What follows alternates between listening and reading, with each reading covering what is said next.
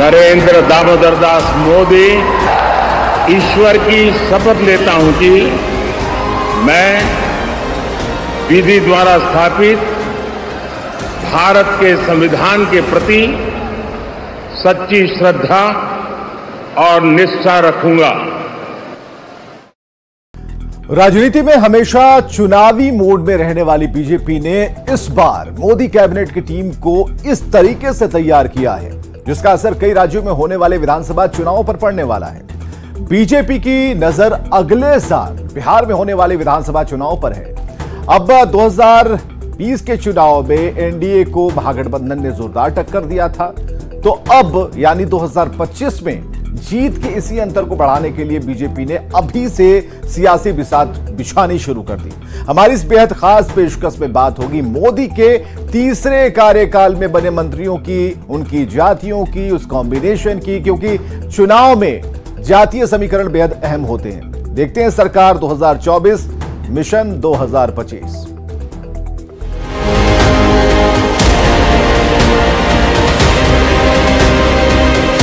मैं नरेंद्र दामोदर दास मोदी ईश्वर की शपथ लेता हूं कि मैं विधि द्वारा स्थापित भारत के संविधान के प्रति सच्ची श्रद्धा और निष्ठा रखूंगा। तो केंद्र की मोदी सरकार की तीसरी पारी शुरू होने के बाद अब बीजेपी की नजर अगले साल बिहार में होने वाले विधानसभा चुनाव पर है, जहां पिछली बार एनडीए बहुत कम मार्जिन से जीतने में कामयाब रही थी, लेकिन इस बार जीत का अंतर बढ़ाने के लिए सोशल इंजीनियरिंग पर खूब ध्यान दिया जा रहा है। इसका असर है मोदी कैबिनेट पर भी देखने को मिल रहा है।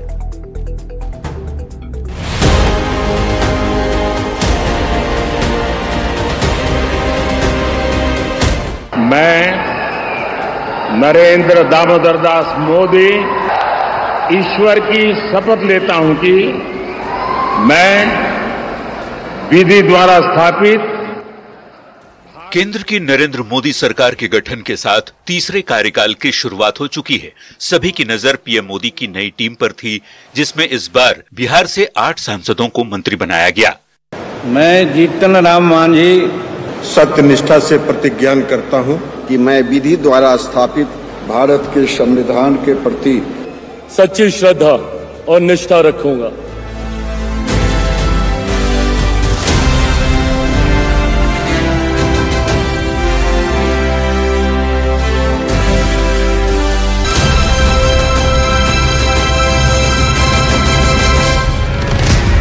मोदी सरकार 3.0 की नई टीम में सोशल इंजीनियरिंग की झलक साफ तौर पर देखी जा सकती है। कैबिनेट में हर वर्ग को प्रतिनिधित्व मिले, इसे ध्यान में रखकर पीएम मोदी की टीम तैयार की गई है। मांझी 1 सीट उनको है पार्लियामेंट में, लेकिन कैबिनेट का दर्जा दिया गया। चिराग पासवान 5 सीट जरूर जीत के गए हैं, लेकिन उनको महत्वपूर्ण माना गया है और हमेशा दिखेगा बॉडी लैंग्वेज और अन्य में उनको महत्व दिया जाता, उनको भी कैबिनेट रैंक दिया गया। तो जातीय समीकरण का तो ध्यान रखा गया। खासकर यह इसलिए भी महत्वपूर्ण है कि आने वाले चुनाव में, बिहार में जो चुनाव होने वाला है 2025 में, इसकी जरूरत पड़ेगी। मोदी सरकार के कैबिनेट का गठन जिस तरह से किया गया है, उससे ये अनुमान लगाना मुश्किल नहीं है कि इसे 2025 में होने वाले बिहार विधानसभा चुनाव को देखते हुए हर वर्ग को साधने की कोशिश की गई है। पूरी तरह से ये जातीय समीकरण है और पूरी तरह से यह बिहार के जो आसन्न चुनाव है 2025 उसको ध्यान में रखकर दिया गया है। और मोदी की रणनीति है कि किसी भी कीमत पर अगला विधानसभा का चुनाव एनडीए के नेतृत्व में जीता जाए और स्पष्ट है कि उसका नेतृत्व नीतीश कुमार करेंगे। बिहार में भले ही अभी बीजेपी और जेडीयू गठबंधन की सरकार चल रही है, लेकिन 2020 के चुनाव में लालू प्रसाद की पार्टी राष्ट्रीय जनता दल सबसे बड़ी पार्टी बनकर उभरी थी, जबकि नीतीश कुमार की जेडीयू तीसरे नंबर की पार्टी बनकर रह गई थी। मोदी कैबिनेट में जिस तरीके से हर वर्ग को प्रतिनिधित्व दिया गया है, उसका खाका अगले साल होने वाले बिहार विधानसभा चुनाव को देखते हुए तैयार किया गया है। 2020 में चिराग पासवान का एनडीए गठबंधन के साथ नहीं होना भी नुकसान की एक बड़ी वजह थी। मतलब साफ है, 2024 में केंद्र में मोदी सरकार के गठन के साथ बीजेपी मिशन 2025 में लग गई है और जिस तरह से जातीय समीकरण को देखते हुए मंत्रिमंडल में बिहार के सांसदों को जगह दी गई है, उससे 2025 के बिहार विधानसभा चुनाव पर कितना असर पड़ता है, ये देखना दिलचस्प होगा। Bureau report. तो मोदी सरकार के तीसरे कार्यकाल में जिस राज्य से सबसे ज्यादा मंत्री बनाए गए हैं उनमें बिहार दूसरे नंबर पर है और जहां से 8 सांसदों को कैबिनेट में शामिल किया गया है, जिसमें जातीय समीकरण का बखूबी ध्यान रखा गया है।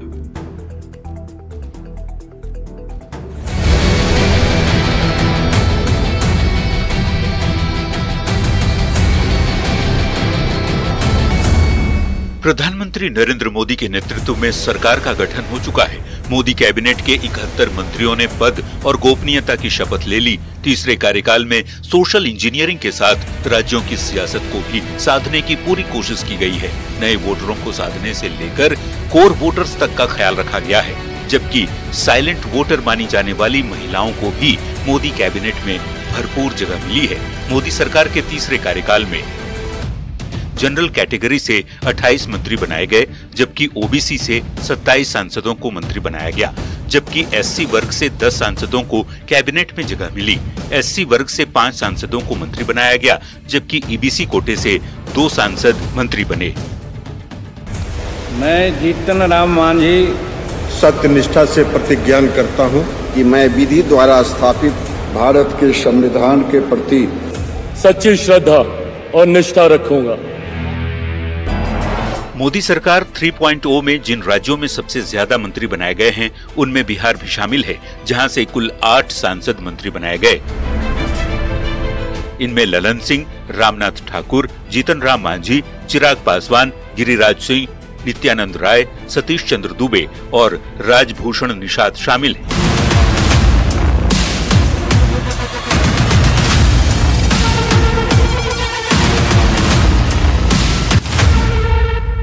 पीएम मोदी ने इस बार मंत्रिमंडल गठन में न सिर्फ गठबंधन धर्म बल्कि जातीय समीकरण का भी खास ध्यान रखा है, ताकि बिहार चुनाव में एनडीए को इसका फायदा मिले। बीजेपी ने किस तरह से जातीय समीकरण को ध्यान में रखकर बिहार चुनाव के लिए अभी से फील्डिंग सजाई है, इसे इन आंकड़ों से समझिए। अति पिछड़ा वर्ग से जेडीयू के रामनाथ ठाकुर और राजभूषण निषाद को मंत्री बनाया गया, जबकि अन्य पिछड़ा वर्ग से नित्यानंद राय को फिर से कैबिनेट में शामिल किया गया। पीएम मोदी की नई टीम में दलित और महादलित समाज से एलजेपी आरबी के चिराग पासवान और हम के जीतन राम मांझी, जबकि अगड़ी जाति से भूमिहार चेहरे के तौर पर गिरिराज सिंह और जेडीयू के ललन सिंह को शामिल किया गया। वहीं ब्राह्मण चेहरे के तौर पर बीजेपी के राज्यसभा सांसद सतीश चंद्र दुबे को मोदी कैबिनेट में जगह मिली।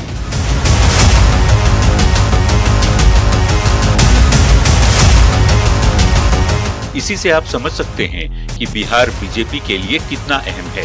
देश की राजनीति किस करवट बैठेगी, इसमें बिहार की सियासत का अहम योगदान होता है और बिहार की सियासत में कास्ट पॉलिटिक्स की जड़ें कितनी मजबूत है, इस बात से बीजेपी अच्छी तरह से वाकिफ है। तो अब देखिए, अभी विस्तार बाकी है। केंद्रीय कैबिनेट में प्रधानमंत्री सहित 81 बनाए जा सकते हैं, तो अभी तो 72 ही बना है, अभी 10 और बनाए जा सकते हैं वहाँ। तो कहीं न कहीं करेक्ट तो करना पड़ेगा। यदि वोट लेना है तो उस जाति समूह को प्रतिनिधित्व देना होगा, ये हिस्सेदारी का सवाल है।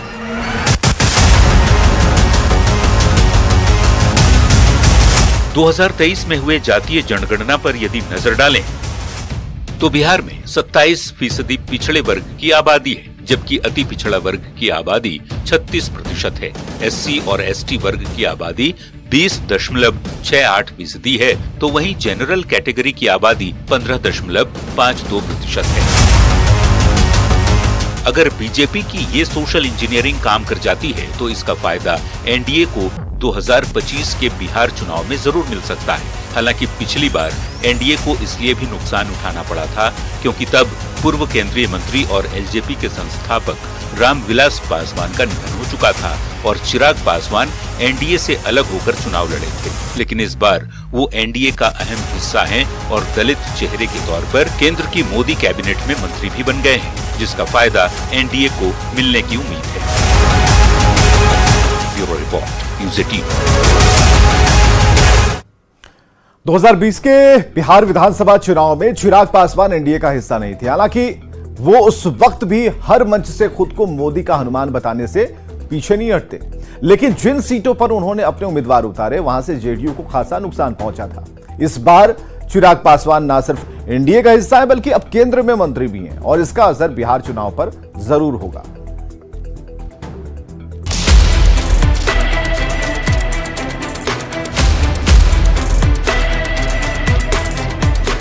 बिहार की राजनीति में पूर्व केंद्रीय मंत्री और एलजेपी के संस्थापक स्वर्गीय रामविलास पासवान ने जो अपनी सियासी जमीन तैयार की थी, उसका फायदा उनकी विरासत संभाल रहे बेटे चिराग पासवान को मिलता दिख रहा है। और पिता के तैयार किए गए वोट बैंक और जिस तरह से उन्होंने इस बार के चुनाव में मेहनत की, उसके दम पर ही आज वो केंद्र सरकार में मंत्री हैं।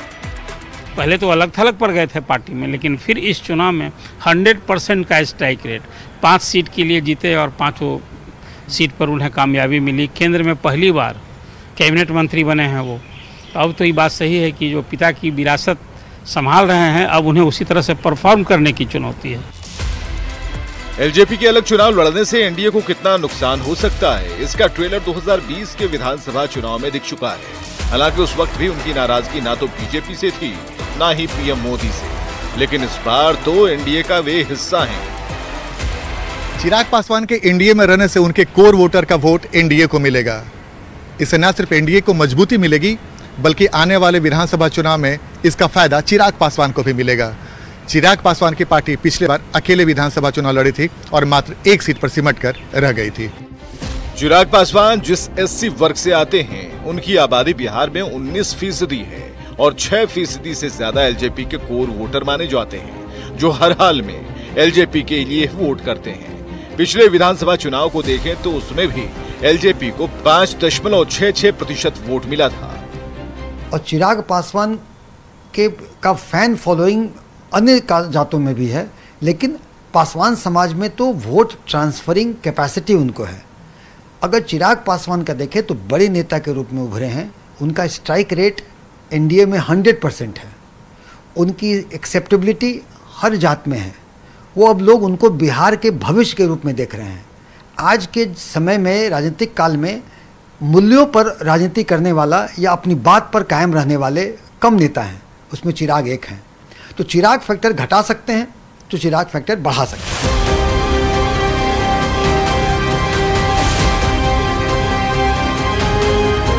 बीजेपी भी इस 6% वोट बैंक के चुनाव पर पड़ने वाले असर को अच्छे से जानती है। यही वजह है कि इस बार युवा चेहरे के तौर पर चिराग पासवान को मोदी मंत्रिमंडल में शामिल कर युवाओं और एलजेपी के कोर वोटर बैंक के साथ एससी समाज को स्ट्रॉन्ग मैसेज दिया है, ताकि 2025 के नतीजे अनुमान के मुताबिक आए।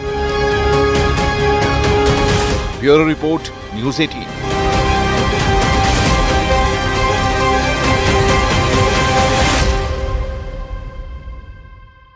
तो मोदी सरकार 3.0 के गठन के साथ ही बीजेपी ने 2025 बिहार विधानसभा चुनाव की बिसात भी बिछा दी है, जिसमें जातीय समीकरण को इस तरीके से फिट किया गया ताकि उसका फायदा विधानसभा चुनाव में मिल सके। मैं जीतन राम मांझी सत्यनिष्ठा से प्रतिज्ञा करता हूं कि मैं विधि द्वारा स्थापित भारत के संविधान के प्रति सच्ची श्रद्धा और निष्ठा रखूंगा।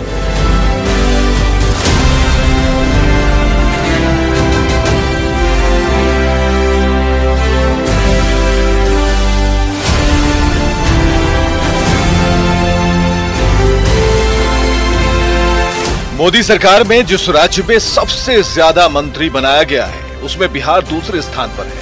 यहां से 8 सांसदों को मंत्री बनाया गया है। सरकार का गठन दिल्ली में जरूर हुआ है, लेकिन बीजेपी की नजर इस मंत्रिमंडल के बहाने बिहार विधानसभा चुनाव पर है।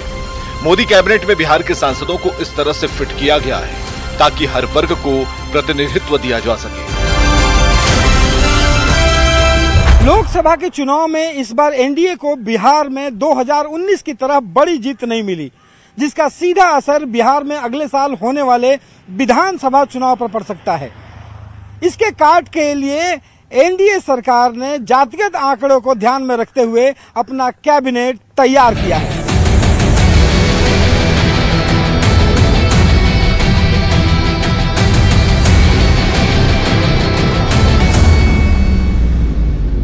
हर वर्ग को प्रतिनिधित्व। सवर्ण समाज बीजेपी के कोर वोटर माने जाते हैं। नित्यानंद राय के जरिए यादव वोट को साधने की कोशिश है।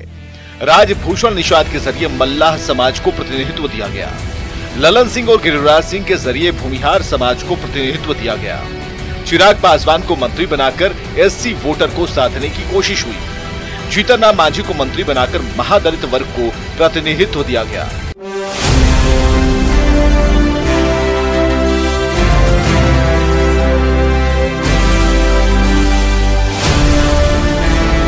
मतलब साफ है, जिस तरह के परिणाम इस बार आए हैं, खासकर बिहार में, उसके बाद बीजेपी किसी भी तरह की गलती करने के मूड में नहीं है। वैसे भी कहा जाता है कि बीजेपी का संगठन 365 दिन चुनावी मोड में रहता है। यही वजह है कि बीजेपी ने सरकार गठन के साथ बिहार को लेकर अपनी मंशा जाहिर कर दी है।